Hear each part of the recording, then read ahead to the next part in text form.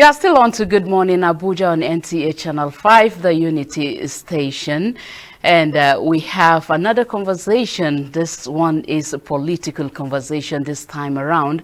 And the question is, how aware are the citizens of their right, of course, to exercise their franchise in the polling units? How well do they know?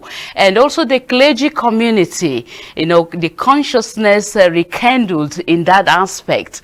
How has it been and why now? So we shall be giving you answers to this question because we have an expert joining us in the studio to discuss more on this. He is Pastor Dr. Nestor Nzeribe, and he is a journalist, author, Christian missionary. He's also Executive Director, Citizens Initiatives for Community Development, CICD, Abuja. He's also Executive Director, Christian Clergy Media Agenda, CCMA, a lead scholar, Center for Uncommon Reasoning and Revelation, CURE, Abuja. And finally, he is a senior pastor, Hour of Hope Church, Abuja. And of course, I told you the topic for discussion is Nigerian clergy community and a rekindled political consciousness. Join me as I welcome Pastor Dr. Nestor Nzeribe to the program. You are welcome. Good to have you. Good to see you again, Nolene. It's been quite a while. Yeah, sure. It's nice to see that you're in good shape. Thank you very much. Yes. Your profile is so intimidating, as in you are an all-rounder. And I'm sure you're the right person for this topic we brought for discussion. Thank you so much once again. Thank you very much. Thank you very much. Thank you, viewers. All right. Now, to start with, politics is often said is a dirty game. As a clergy, do you subscribe to that? That is one of the greatest misconceptions of our time, to say that politics is a dirty game. Yes, we have dirty people playing politics, but that does not make the game a dirty one. We can have as well clean people in politics. So you don't say it's a dirty game, because what affects humanity can never be termed dirty. But the players might come in dirty, but that thing that affects humanity can never be termed as dirty. All right, good to know that, and of course we have to establish that for us to get it right. Politics is not a dirty game, but when dirty people, you know, invade the space, yes, and of course it can be changed to a dirty game. So now, what is the role of the clergy in politics? We want to be very, very guided, advisedly on this issue. Because for quite a while, the misnomer, the mistake, misconception has always been that the clergy's place is at the pulpit. So they should be there. And can I also refer to the first question? Exactly this idea that the clergy, who should rather concern themselves, according to the public, with morality, with righteousness, and with the efforts to lead the people in the ways of God, should now be kept away from politics.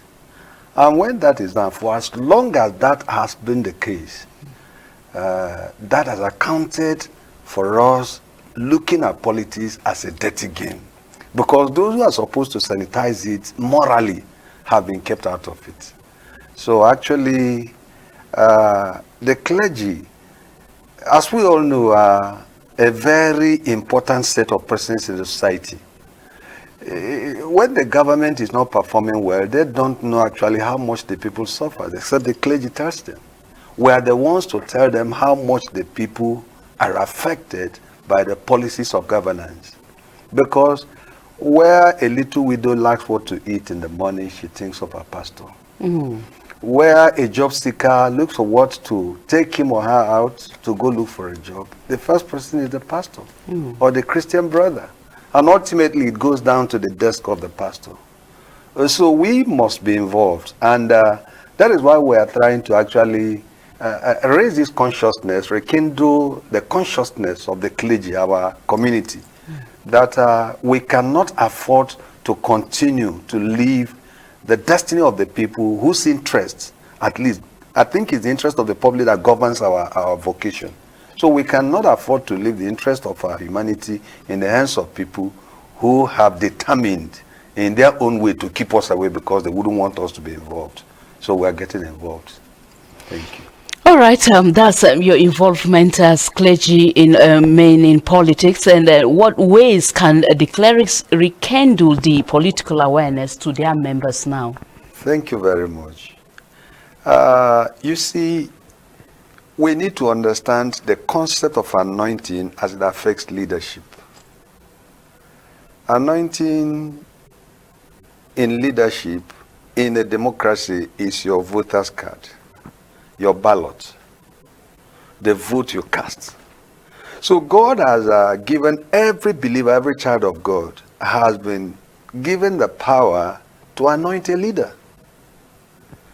And that is the beginning of the conversation.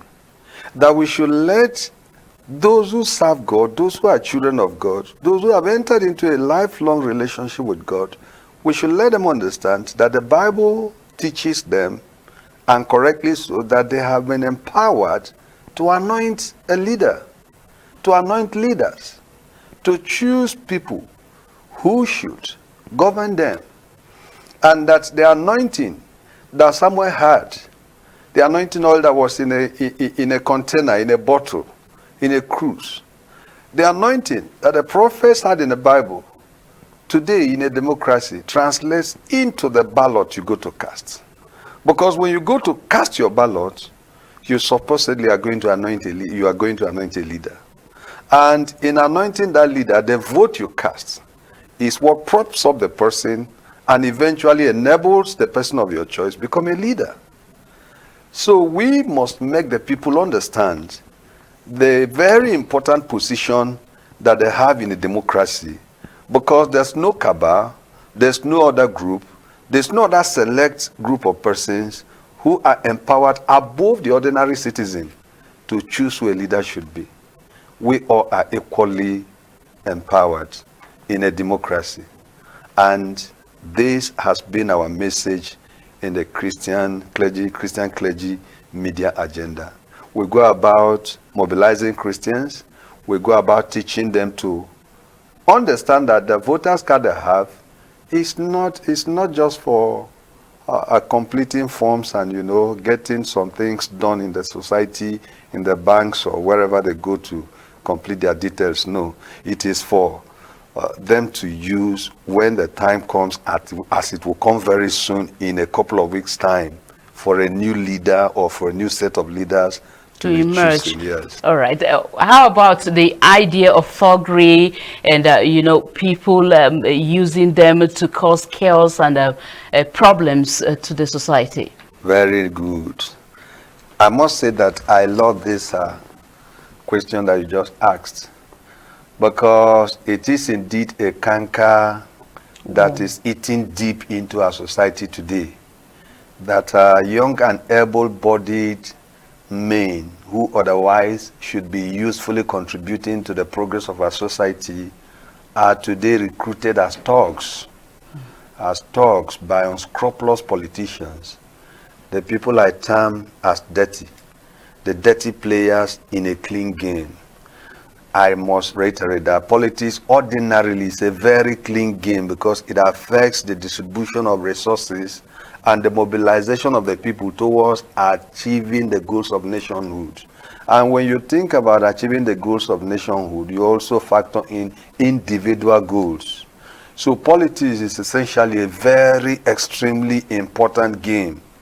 But then when we allow the unclean, the dirty people to come in and mess up the space, then people begin to look at it from a distance as a very dirty game. And one of the aspects that actually makes it dirty is the aspect of thuggery, where you have people who are not really interested. We do not really think they are quite interested in serving the people. Because if your interest is in serving the people, how would you ever think of hurting people? You don't think of hurting people if the interest is to serve. And when you come out serving, even the least member of the society is as important as you are, if not much more important than you are. The office of the citizen of the Federal Republic is perhaps the highest office because he chooses whoever emerges as leader. So we, in the church and within our community, the Christian clergy community, go about teaching our youths to keep away, to stay away from these dirty players of the game, who will send their kids and their wards outside the country. They go abroad to school. They choose the best schools for them. They don't want them to be hurt. They keep them safe and sequestered from all manner of harms. And then they look at the children of the poor, the people that are supposedly elected to serve their interests, to raise their own standard of life and living. What do? They pick their own hopes, because our children represent our posterity. Every family has its hopes pinned on its youths, the young ones of the family. And then we have these vampires, these bad, dirty players, who now will come and pick the hopes of individual families and then use them for nefarious purposes and get them destroyed. So essentially, it is a very, very important aspect of our campaign. We teach against that. Okay, thank you very much. I've been given sign that our time is up, and thank you so much for your insight on this program as regards politics, Pastor Dr. Nestor Nzeribe. My pleasure. Thank you. Thank you very much. All right. Thank you.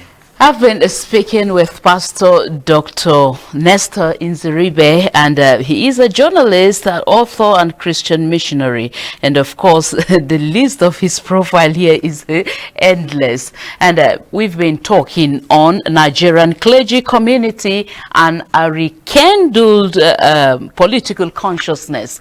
Now that, of course, we are counting days. In a matter of like 2 weeks, we will be going to the polling units, to cast our votes. It is very important that we bring up these issues of thuggery and other things. What are actually our clergymen doing to conscientize their members on what to do and what not to do in the aspect of citizens' participation in politics? Thuggery is a no area, and of course we've heard it all from him. The program is still Good Morning Abuja. Stay with us. We have more for you. Nothing but